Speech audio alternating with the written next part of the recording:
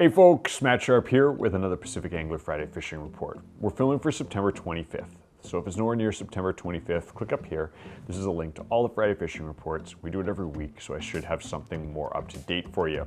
This week, we've got a big one, and there's a big storm. You can probably hear it outside as I'm filming right now, but Thursday, Friday, into Saturday, into Sunday, we're gonna see a ton of water, and that is a great thing for a number of our fisheries.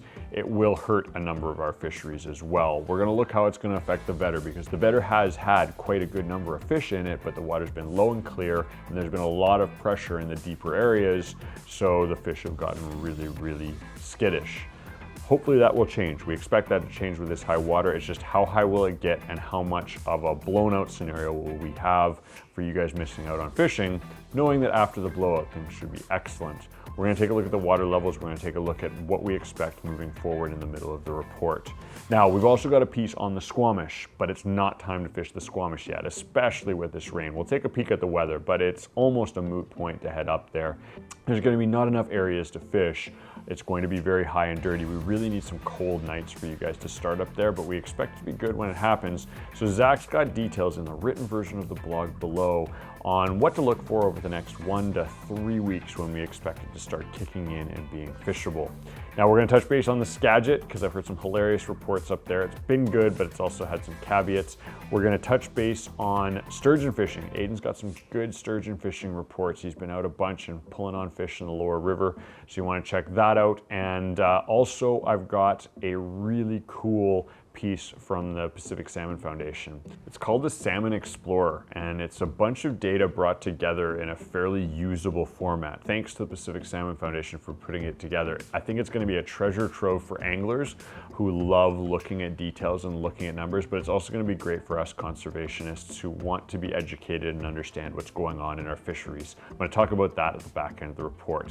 Last but not least, I've got a good one, but it comes with a strong message. So a lot of guys are out fishing right now, a lot more than normal. Guys and girls have found that spending time in the outdoors with a rod in your hand is a great way to have fun. It's a healthy way to have fun. It's a good thing when we're stuck at home or we can't sort of socially interact as easily as we could before. It comes with some responsibility though. There's way more people out fishing, and we have had some complaints and some concerns of people disrespecting the fish, disrespecting nature in general, and also disrespecting some of the landowners that have historically let folks walk over their land or go around their land on the edge and not really made a big deal about it. But unfortunately, there's been some problems. Now, timely set, Captain Quinn came out a video about pooping in the woods. I think it's brilliant. But if you guys are new to fishing, this is super important. You need to take this dang seriously, because if there's 100 or 500 or 1,000 of you out, let's say on the Vedder, and everyone's doing this poorly, it's gonna be really unpleasant for everyone involved, and it's just damn gross. So I'm gonna talk about that at the end of the report. I'll leave links up here if you want to have a giggle right away and not listen to me rant about fishing. As always, guys, you wanna see more reports like this, click the like button, hit the subscribe button. Let's get into her.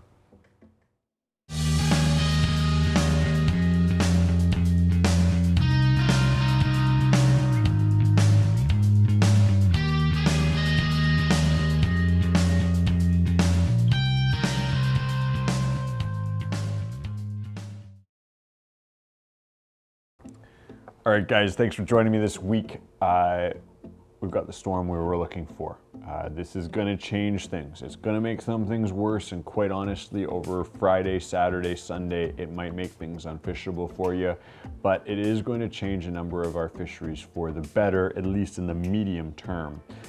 Let's take a look at that right off the hop. Let's see what's coming. So I'm filming Wednesday night. It could totally change. You can hear the rain coming down out there right now. And we're gonna take a peek at Vancouver weather here. And so we've got a shoot ton of water. We've got 25 to 35 today. We've got 20 tomorrow. We got 35 to 45 on Friday as you guys are watching this. Same on Saturday, same on Sunday. So the gut is that most of the rivers are gonna blow out. A lot of the salmon are gonna come in though, and when things settle down, that should be excellent. Throw it out to The river levels, I guess that's the most important. And I'm just gonna use the Vedder as the example right now, Vedder Chilliwack, because a lot of you guys are focused in on that. It's vertical right now on the graph. It's going like that. Now, I'm gonna have updated graphs for you guys when you see this. It'll probably be like Thursday night graphs. But my gut is that this is gonna be out and dirty and barely fishable, if not fishable at all, come Friday, Saturday. We'll try to keep you guys updated. We'll try to look at it in the written version of the blog down below. But when it settles, things are going to be fabulous. There's quite a few fish in the system right now. Alex has been out, Taylor has been out. We've got details in the written version of the blog that'll be a little bit more that'll be a little bit more up to date than this. And our gut is that when things clear up, we should have some of the best fishing of the season. Now, the fishing out there has had some caveats. Everyone's jammed up and very crowded down at the bottom. There's a lot more guys and girls out there fishing this year than normal because they're stuck at home, because they've realized that spending time in the outdoors is probably good for the soul.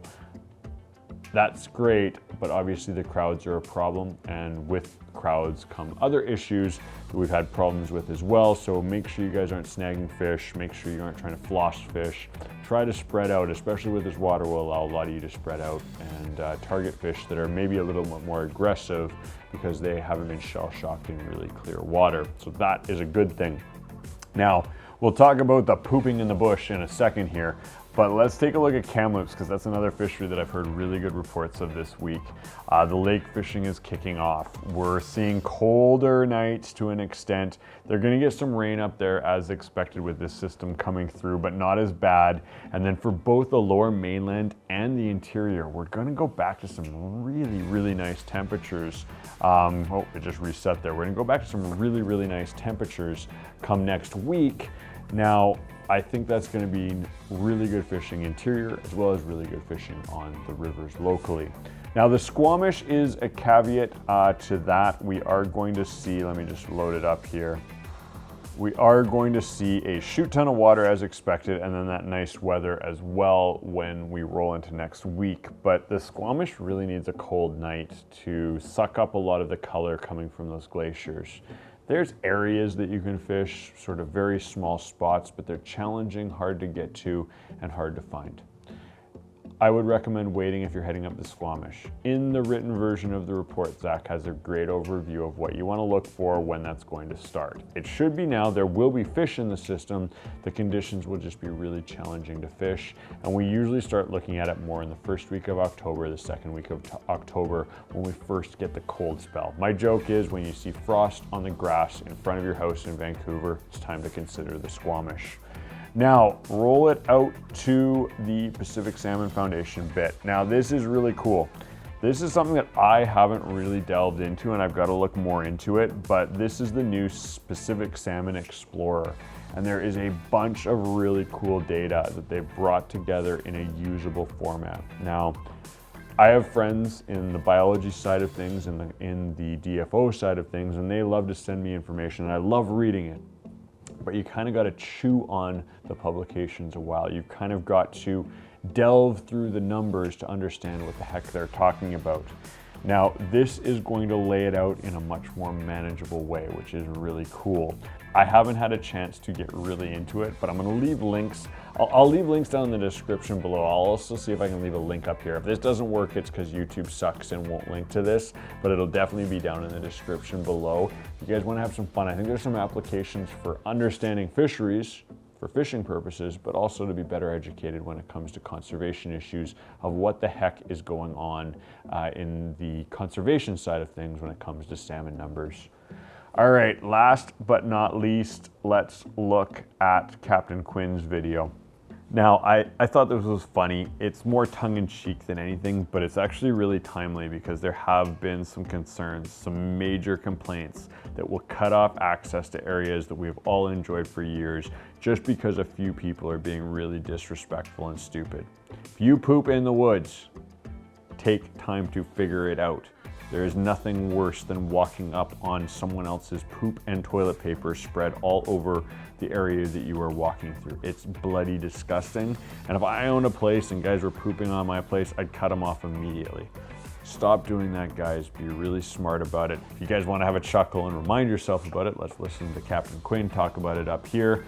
But just be smart, guys. Let's not mess this up. There are way more people enjoying fishing this year than most years because of the way the world is turning right now. And we need everyone to be hyper educated and respecting each other when we're doing it if things are going to continue in a positive direction.